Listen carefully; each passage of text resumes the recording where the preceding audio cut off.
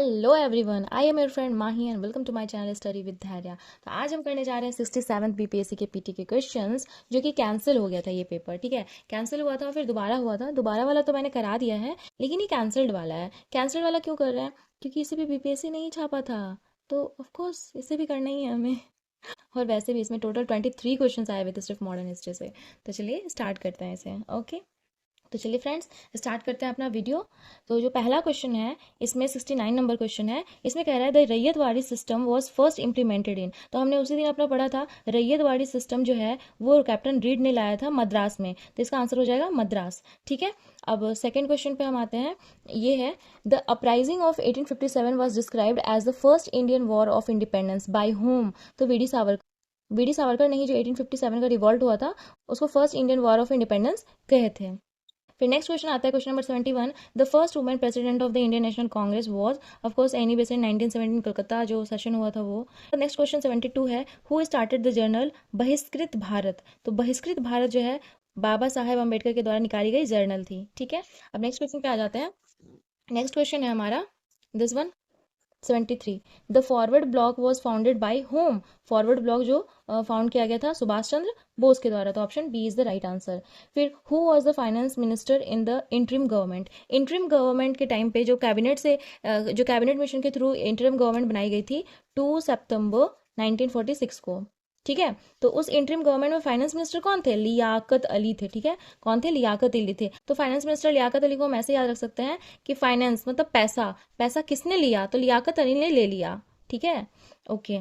तो next question है, question number 75। Who took the lead of the Santhal rebellion of 1855। 1855 में जो संथाल रिवॉल्ट हुआ था उसमें कौन लीड किए थे? तो सिंधु कान्हू, चांद भैरवा, ये लोग भाई बहन थे सब। नेक्स्ट क्वेश्चन है कि who invited Gandhi ji to come to Champaran. Champaran आने के लिए किसने आमंत्रण दिया था? तो राजकुमार शुक्ला। ये बहुत ही ईजी क्वेश्चन है। ठीक है, अच्छा, तो आपके लिए मेरे पास एक क्वेश्चन है, चंपारण का जो सत्याग्रह है उसको और किस नाम से भी जाना जाता है? ठीक है, उसके बाद जो नेक्स्ट क्वेश्चन है वो क्वेश्चन नंबर 126 है। ये question number 126, where was the Ghadar party establish. तो गदर पार्टी को स्टैब्लिश किया गया था यूएसए, अमेरिका, सैन फ्रांसिस्को में। गदर पार्टी की स्टैब्लिशमेंट कब की गई थी? 1 नवंबर 1913 को। ठीक है, लाला हरदयाल थे, और तो इसके पहले चेयरमैन जो थे वो सोहन सिंह भाखना थे। ये क्वेश्चन पे पूछा जाता है। नेक्स्ट क्वेश्चन पे आते हैं, question number 127। Who establish the servant of India society in 1905। अब 1905 में ना ये सर्वेंट ऑफ इंडिया सोसाइटी ना सिर्फ ये इन्होंने एक ही संस्था बनाई थी, servant of India society Gopal Krishna Gokhale की है 1905 में। 1905 में ही ये बनारस में जो आईएनसी का सेशन हुआ है उसमें भी यही प्रेसिडेंट थे। ठीक है, तो गोपाल कृष्ण गोखले की सिर्फ एक ही है सर्वेंट ऑफ इंडिया सोसाइटी, इसलिए याद कर लीजिए। ठीक है, next question number 128। Who has written the book unhappy India. Unhappy थे, बहुत अनहैप्पी हो गए थे हमारे लाला लाजपत राय। ऑडिट्स की जो पॉलिसी थी उसको देख के बहुत अनहैप्पी हो गए थे, इसलिए अनहैप्पी इंडिया लाला लाजपत राय, ऐसे याद कर सकते हैं। Next question 129। Who participated in all the 3 round table conference. तो तीनों में जो पार्टिसिपेट किए थे तो वो थे हमारे BR अम्बेडकर जी। ठीक है, उसका next question, question number 130।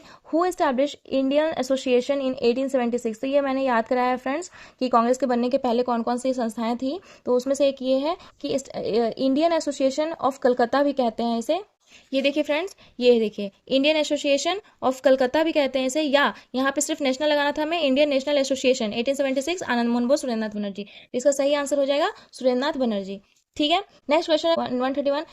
In which country was the honorific Netaji apply to the name of Subhash Chandra Bose. Subhash Chandra Bose को जो नेताजी का जो नाम है जो जोड़ा गया है वो कहाँ मिला है? तो इटली में मिला है। ठीक है, नेक्स्ट क्वेश्चन है, who is related to Chittagong armoury raid. अब इसको हिंदी में चटगांव कहते हैं। ठीक है, तो ये 1930 का डेट है, इसमें सूर्यसेन है, सूर्यसेन जिन्होंने ये रेड किया था 1930 में, और इनमें 2 और लोगों का नाम आता है, एक है प्रीति लता वाडेकर और दूसरी है कल्पना दत्त। इन दोनों का नाम भी यहाँ पे चिटगांव वाले में बहुत इंपॉर्टेंट है। ठीक है, नेक्स्ट क्वेश्चन है, इन आनंद मठ ऑफ बंकिम चंद्र चटर्जी। बंकिम चंद्र चटर्जी की जो बुक है आनंद मठ, उसमें कौन से रिवॉल्ट के बारे में मेंशन किया हुआ है? तो ये सन्यासी रिवॉल्ट है। ठीक है, तो सन्यासी रिवॉल्ट के बारे में इसमें मेंशन किया गया है, ये बहुत ही इंपॉर्टेंट है।